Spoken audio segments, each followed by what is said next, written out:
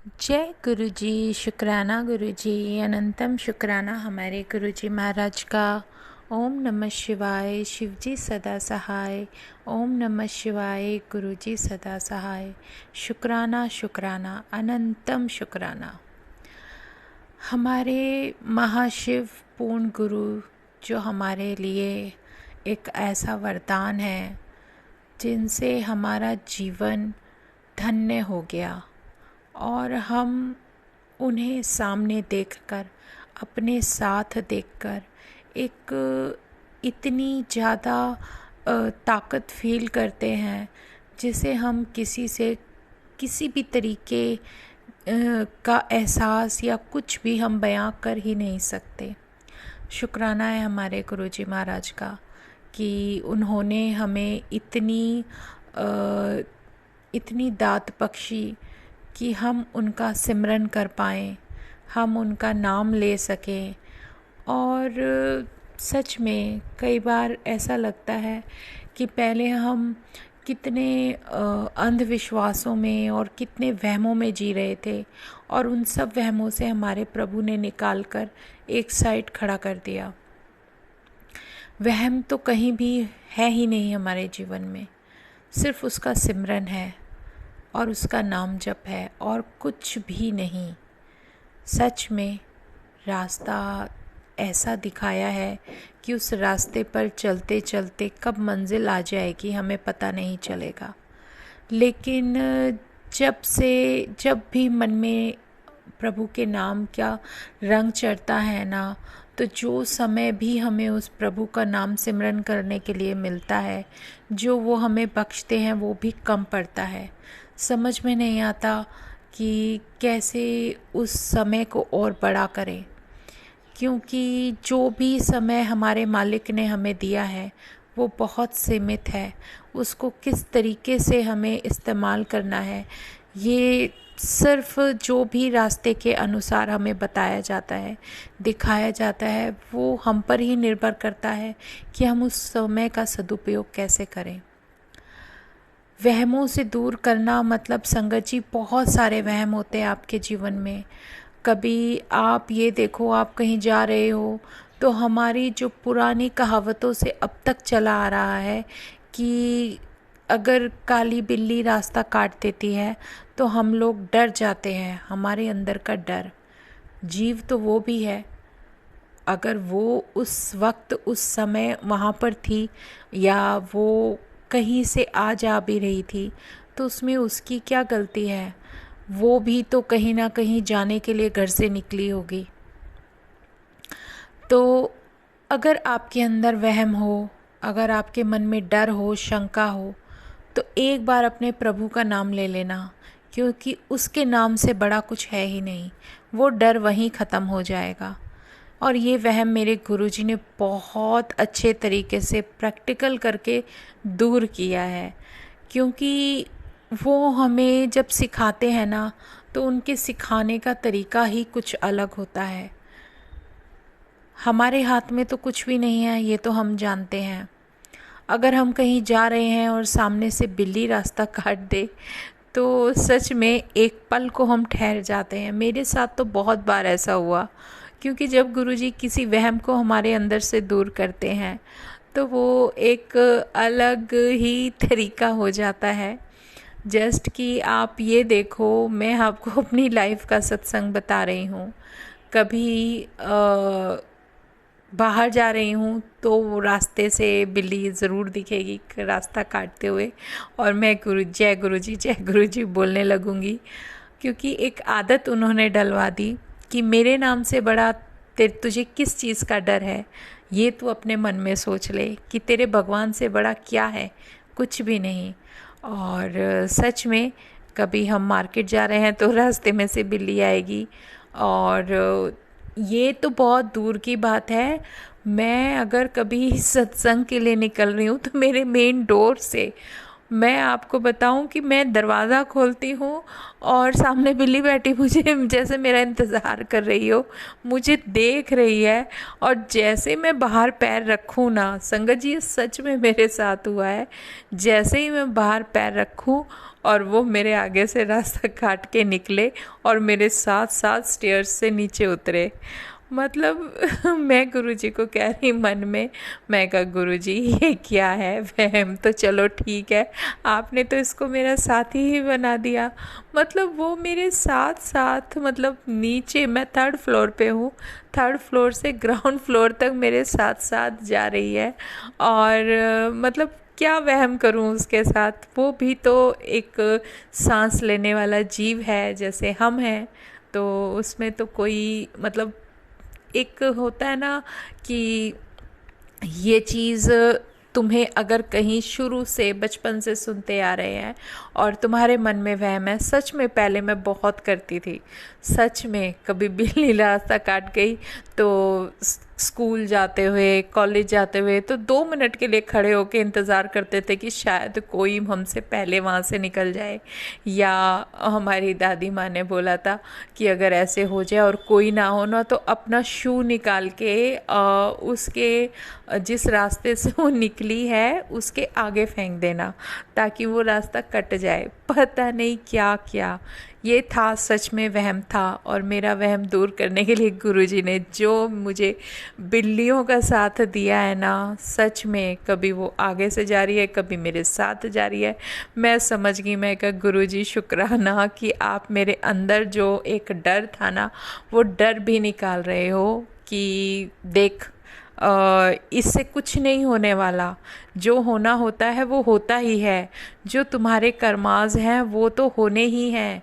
कोई फ़र्क नहीं पड़ता ये अगर बिल्ली रास्ता काट जाती है या वो तुम्हारे सामने से निकल जाए, चाहे वो काली हो भूरी हो सफ़ेद हो कोई भी हो, कोई फ़र्क नहीं पड़ता, क्योंकि सब कुछ भगवान की देन है। ये सब चीज़ें इंसान की बनाई हुई हैं। तो अपने मन से ये चीज़ें तो बिल्कुल ही निकाल दो। और सच में जब मैं छोटी थी मुझे सच में मुझे याद है कि मैं जब बहुत छोटी थी, या आप मेरी एज लगा लो, मैं होंगी 10-12 साल की। और मेरे घर में एक बिल्ली ने बच्चे दिए थे, कम से कम 4 या 5 थे, और मैं उनके साथ ही रहती थी।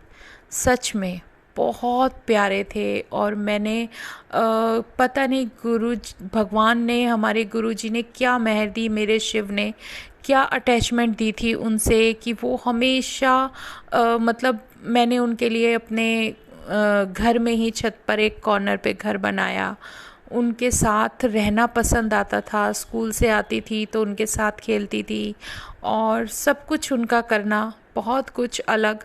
लेकिन जब बड़े हो जाते हैं ना तो वो सारी चीज़ें दिमाग से निकल जाती हैं। और एक दिन बारिश आ रही थी और सच में उसमें से एक जो छोटा बेबी था उससे मैं बहुत अटैच थी। और एक दिन बारिश आ रही थी और वो मेरा डर देखो संगत जी, कि हमारे साथ वाले घर में कोई एक होगा हमारी एज से थोड़ा सा बड़ा बच्चा, जिसको नहीं था, वो थोड़ा किस तरीके का था हमें नहीं पता, लेकिन उस दिन शायद उन बच्चों का लास्ट डे था। उसने कैसे, उनको बारिश आ रही थी, उनके घर की तरफ चले गए थे खेलते हुए, कैसे उन्होंने ऊपर से उसने उन बेबीज़ को नीचे फेंक दिया था। तो मैं डर कर चीख कर रह गई थी, तो मुझे बड़ा दुख हुआ था। लेकिन मेरे हाथ में कुछ नहीं। और कभी एक बेबी जो है शायद रोड एक्सीडेंट में चला गया। मुझे नहीं पता ये सब क्या होता है, उस टाइम मेरी उम्र शायद इतनी नहीं थी।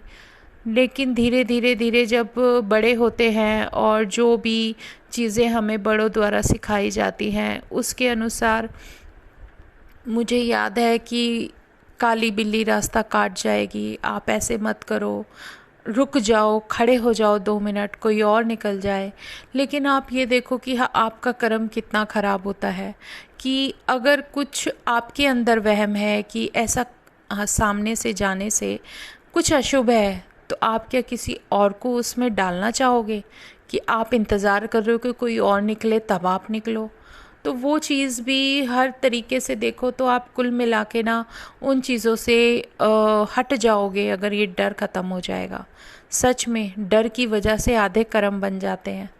और हमारे प्रभु ने हमें यही सिखाया है कि कर्मास पे ध्यान दो, इन फालतू के वहमों में मत पड़ो, कुछ नहीं रखा इन चीज़ों में, और अपने आप को अंदर से स्ट्रॉन्ग बनाओ, क्योंकि जो होना है वो तो होगा ही, उसे कोई नहीं रोक सकता, चाहे कोई सामने कुछ भी आ जाए।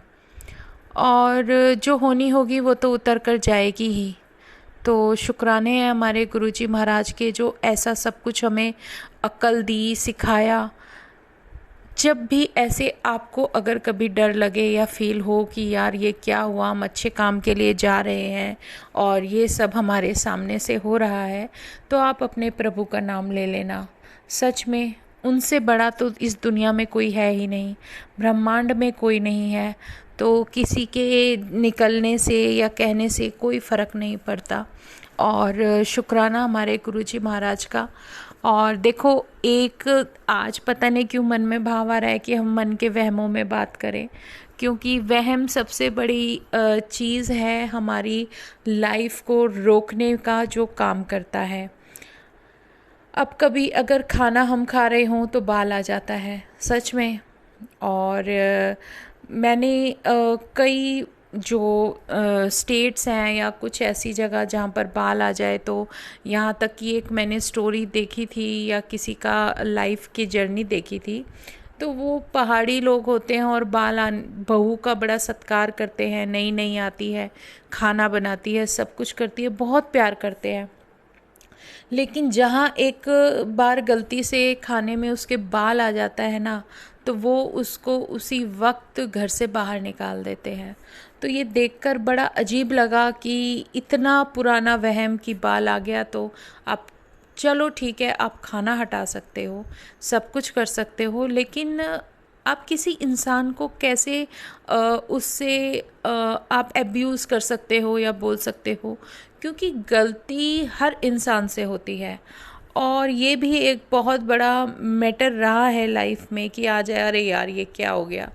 मतलब एक मन में ऐसी बात ज़रूर आती है, जो कि चाहे हमारे सामने भगवान का प्रसाद ही क्यों ना रखा हो, और हो सकता है कि वो किस तरीके से आपका इलाज कर रहे हों और उसमें आपकी दवाई हो, कुछ भी हो सकता है। हमारे गुरुजी का लंगर प्रसाद तो एक अलग ही होता है, उसमें वो कुछ भी दे रहे हैं ना, तो वो आपका इलाज है, ट्रीटमेंट है, और कुछ नहीं।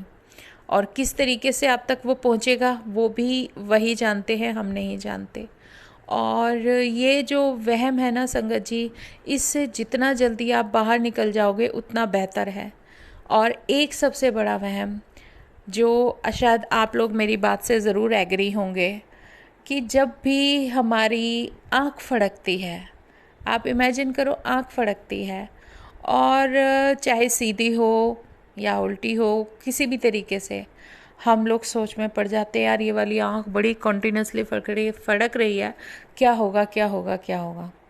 मतलब क्या होगा शरीर है, कुछ भी हमारी बॉडी के अंदर कई बार वाइब्रेशंस होती हैं, और कभी गर्मी ज़्यादा हो जाती है, उसकी वजह से आँख हमारी फड़कती है। ये साइंटिफिक तरीके से कहा जाता है कि जब बॉडी के अंदर वात ज़्यादा हो जाता है, तब ये आपकी आँख, चाहे आपका दाहिना हिस्सा हो चाहे बायां हो, उस हिसाब से फड़कता है। लेकिन कई बार क्या होता है कि आँख फड़कने का मतलब होता क्या है, हम लोग वहमों में पड़ जाते हैं, यार ये चीज़ फड़क रही है तो हो सकता है लेफ़्ट में तो हमें ये होगा, राइट होगा तो ये होगा। बस मन की बातें जो एक सेकंड भी रुके। लेकिन इसका भी गुरुजी ने सत्संग सुनवाया, करवाया, उसका आंसर दिया कि अगर तुम मेरे साथ जुड़े हो तो तुम इन वहमों में क्यों पड़े हो।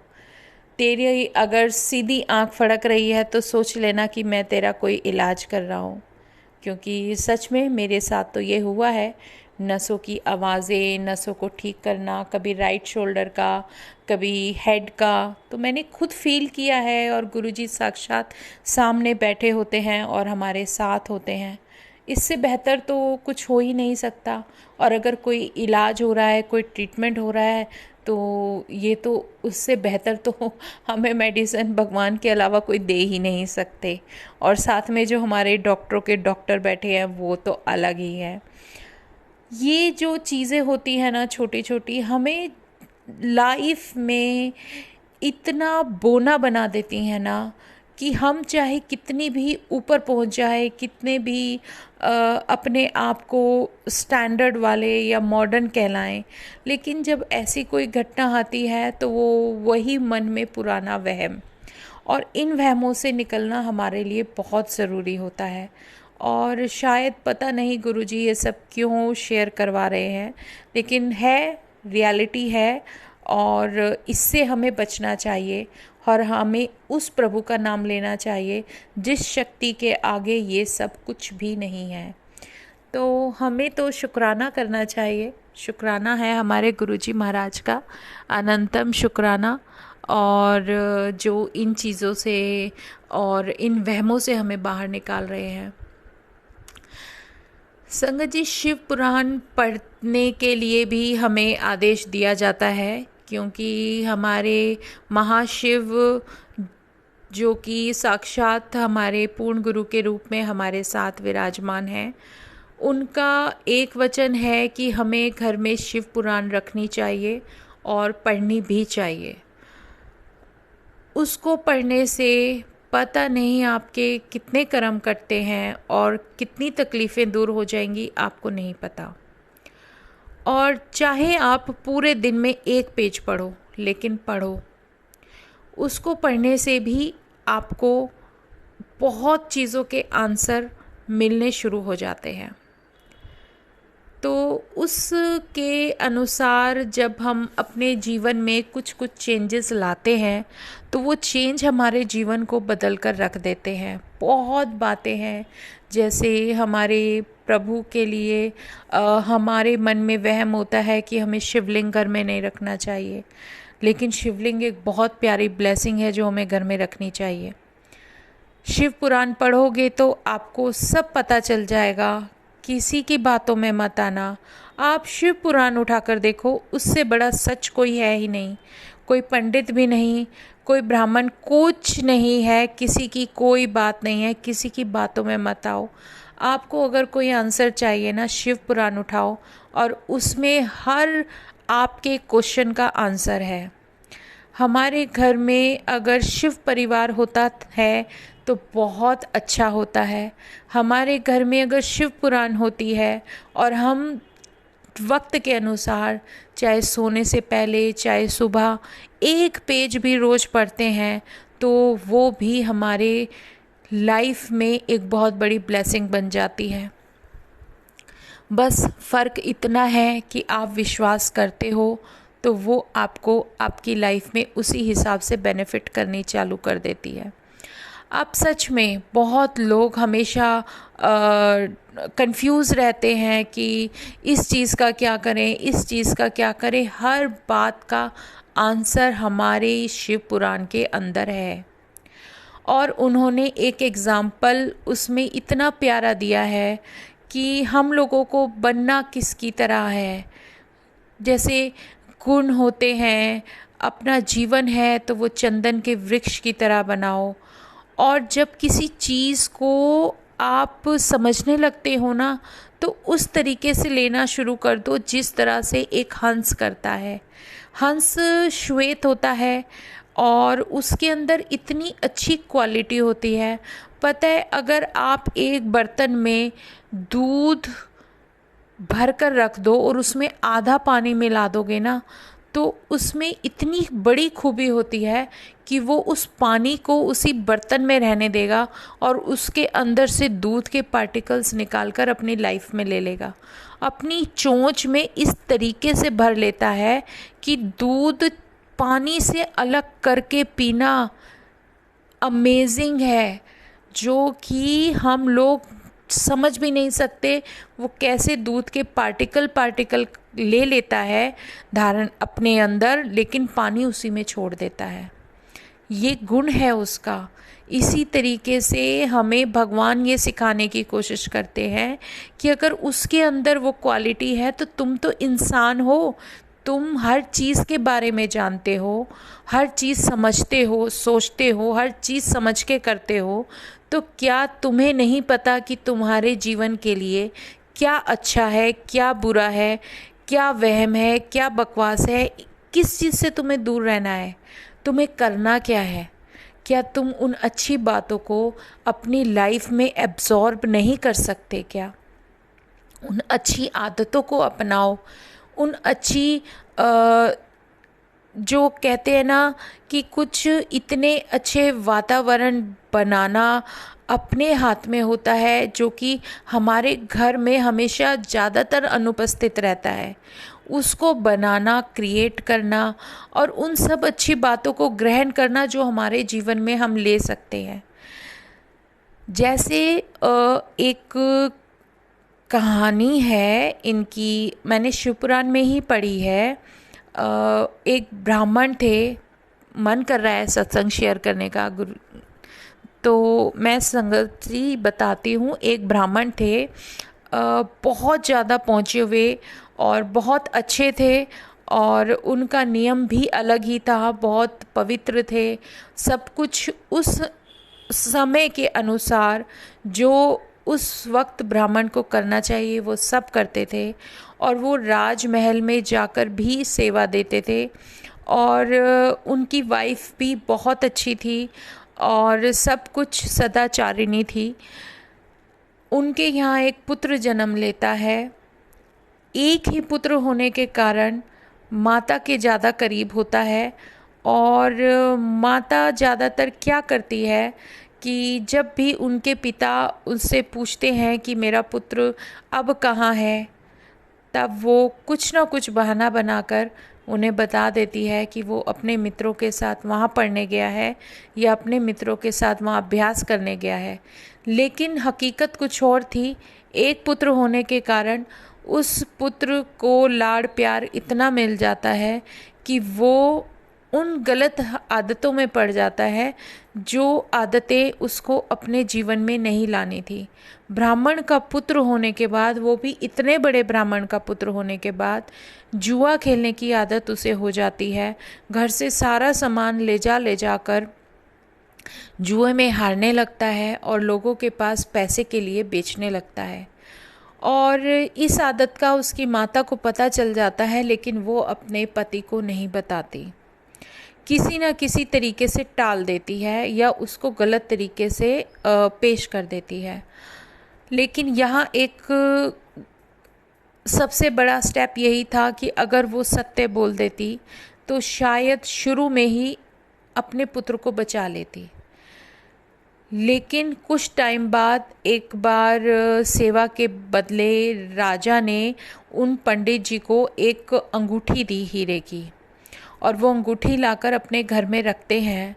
तो वहाँ पर सामने ही नज़र पड़ने पर, जब पुत्र की नज़र पड़ती है कि यहाँ तो हीरे की अंगूठी है, तो आज मुझे बहुत सारा धन मिल सकता है, तो वो अपनी माता और पिता दोनों से छुपा के वो अंगूठी चोरी करके किसी भी व्यक्ति को जो वहाँ पर जुआ खेल रहे होते हैं बेच देता है, और पैसे लेकर उसे द्यूत खेलता है। माता को पता चल जाता है, लेकिन वो डर के कारण अपने पति को नहीं बताती। तब 2-3 दिन के बाद वो ब्राह्मण किसी कार्यवश बाज़ार जाते हैं कुछ काम के लिए। तो क्या होता है कि उनकी नज़र एक व्यक्ति पर पड़ती है जिसने वही सेम अंगूठी पहनी होती है जो अंगूठी उसे राजा ने दी होती है। वो पहचान जाते हैं क्योंकि उस पे कोई निशानी होती है राजा के महल की। तो वो उस व्यक्ति को पकड़कर पूछते हैं कि ये अंगूठी तुमने कहाँ से चुराई। तब वो व्यक्ति सब कुछ सच बता देता है कि ऐसे ऐसे मुझे ये अंगूठी आपके पुत्र ने दी है, और ये अंगूठी ही क्या, पता नहीं आपके घर का कितना सामान हमारे पास है। यहाँ तक कि उस पुत्र ने कभी पैसे के लिए, लालच में पैसे लेने के लिए अपनी आदत के अनुसार अपनी माता की साड़ियाँ तक नहीं छोड़ी, जो महंगी कीमती साड़ियाँ थी वो भी वहाँ पर लाकर बेच दी हैं। सब कुछ पता चलने के बाद उन्हें बड़ा दुख होता है। वो घर आते हैं और अपनी पत्नी से पूछते हैं कि वो अंगूठी कहाँ है। तब वो कहती है कि मुझे नहीं पता वो अंगूठी कहाँ है, लेकिन बहाना बनाने की कोशिश करती है, लेकिन वो समझ जाती है कि मेरे पति सब कुछ जान गए हैं। तब इस कार्य के अनुसार उस ब्राह्मण को इतना दुख होता है कि वो उस अपनी पत्नी को छोड़ देते हैं और दूसरा विवाह करके अलग रहने लगते हैं। जो पुत्र होता है उसको त्याग दिया जाता है उसकी गलतियों के कारण। उस पुत्र को आदत नहीं होती, क्योंकि सुबह उठते ही माता के हाथ का सब कुछ मिलना, और उसकी दिनचर्या ऐसी थी कि बस खेलना और सब कुछ हार जाना जुए में और फिर घर आ जाना। घर आके फिर माता के लाड़ में वो उसी तरीके से जीवन व्यतीत करने लगता है। तो इस समय उसको घर से निकाला दे दिया जाता है, और वो जब घर से निकलकर जंगल में जाता है तो भूख प्यास से व्याकुल होता है। ये हमारे शिव से कनेक्शन की बहुत बड़ी बात है संगत जी। अगर आप समझ पाए तो ज़रूर समझना कि यहाँ एक ऐसा क्या टर्निंग पॉइंट होता है कि उसका जीवन बदल जाता है। वो भूख प्यास से व्याकुल एक मंदिर के पास कोने में बैठा होता है।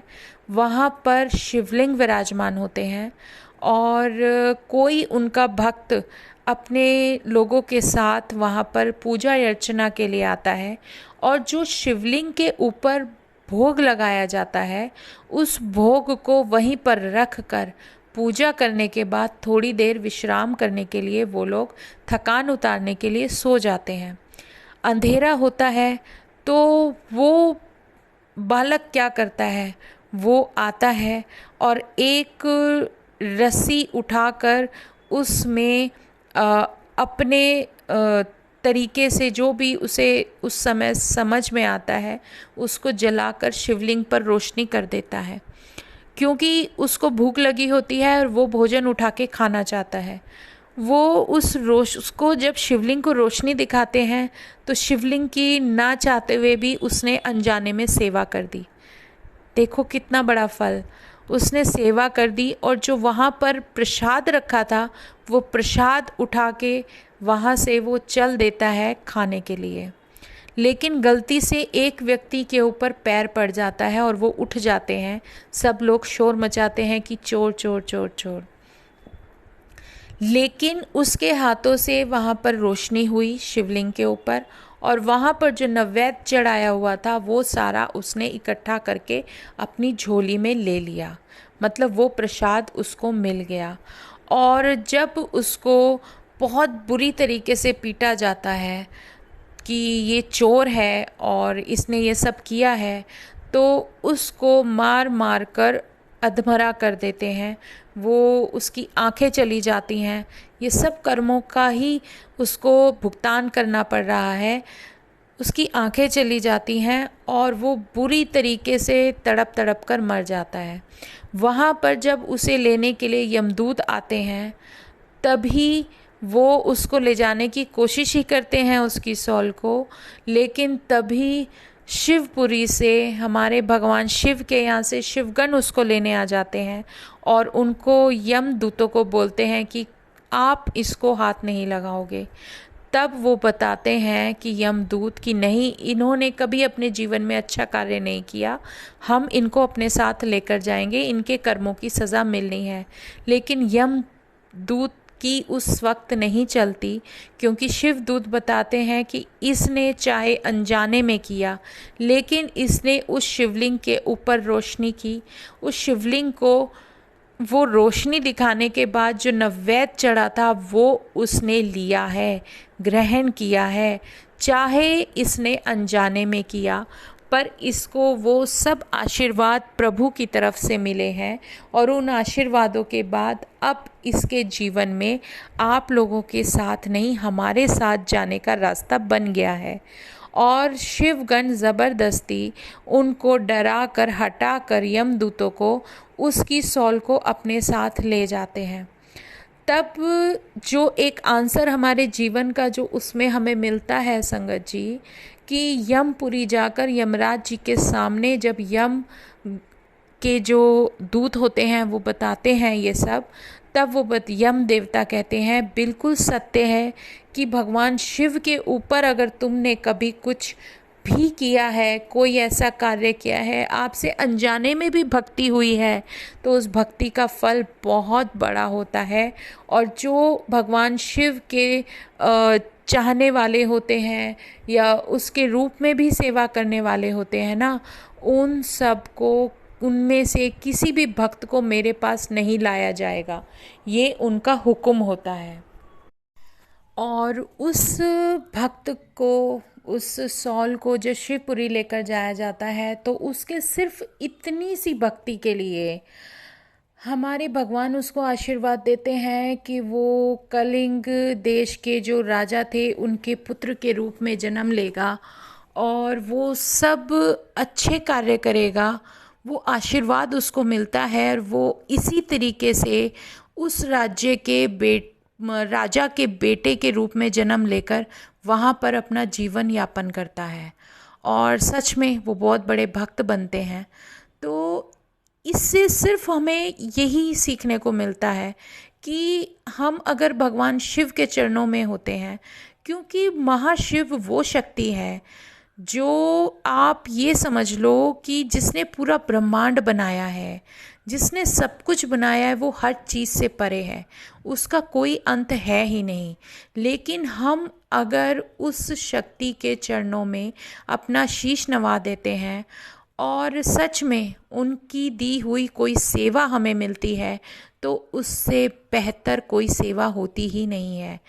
उस शिवलिंग पर अनजाने में जो उसने रोशनी की, जो उसने वहाँ से नैवेद्य उठाया, सिर्फ उसी का फल उसको इतना मिला कि वो अपने जीवन में एक अच्छाई की तरफ एक कितने अच्छे रास्ते चल सका। तो शिव अपने भक्त को कभी नहीं छोड़ते, उसके कल्याण के लिए हमेशा उसके साथ रहते हैं और ये भक्ति ही उसको अपने साथ अपने जीवन में उस कल्याण के मार्ग पर लेकर जाती है जहाँ पर कोई भी पीछे नहीं हट सकता। सच में अगर आप शिवलिंग से रिलेटेड कोई भी क्वेश्चन जानना चाहते हो ना, कि शिवलिंग कितना होना चाहिए, कैसा है जो हम घर में रखें और शांति मिले, तो सच में जब हम शिव पुराण पढ़ते हैं तो हमारे बहुत क्वेश्चन हल हो जाते हैं। हम सोचते हैं कि इतना बड़ा ले, इतना बड़े, ऐसा कुछ भी नहीं है। आप जितना बड़ा मंदिर हो आपका, जितनी आपके घर में जिस हिसाब से भी आप रख सकते हो ना, आप शिवलिंग रख सकते हो और वो आपको बहुत भर भर के ब्लेसिंग देते हैं। आप मंदिर नहीं जा सकते, आप घर में रखो और आप उनकी सेवा करो। सच में शिव से बड़ी सच्चाई जीवन की कोई है ही नहीं। इसीलिए हमेशा कहा जाता है शिव ही सत्य है, सत्य ही शिव है। और हमें हमेशा जो भी मन में जो अच्छे और सच्चे भाव होते हैं, सिर्फ उनको अपने शिव के चरणों में अर्पित करना होता है। तो ये सब जो भी ज्ञान हमारे भगवान शिव, हमारे महाशिव, हमारे पूर्ण गुरु जो रास्ता दिखाते हैं, जो हमें बताते हैं, वो हमें अपने जीवन में लाना ही है। चाहे आप 1% से शुरुआत करो, धीरे धीरे धीरे धीरे आप अपने आप जानते जाओगे कि वो प्रभु हमें किस रास्ते पर और कहाँ तक लेकर जा रहा है। तो शुक्राना हमारे गुरुजी महाराज का, अनंतम शुक्राना। और ऐसे ही हमें अच्छी अच्छी बातें अपने जीवन में सीखने को मिलें तो उससे बेहतर कोई चीज़ हो ही नहीं सकती। तो शुक्राना हमारे गुरुजी महाराज का। और संगत जी, आज सत्संग हम यहीं विराम करते हैं। कल फिर हम अपने सत्संग में अपने प्रभु का गुणगान करेंगे। तो जय गुरु जी, शुक्राना गुरु जी। ओम नमः शिवाय, शिव जी सदा सहाय। ओम नमः शिवाय, गुरु जी सदा सहाय। शुक्राना शुक्राना, अनंतम शुक्राना। जय गुरु जी।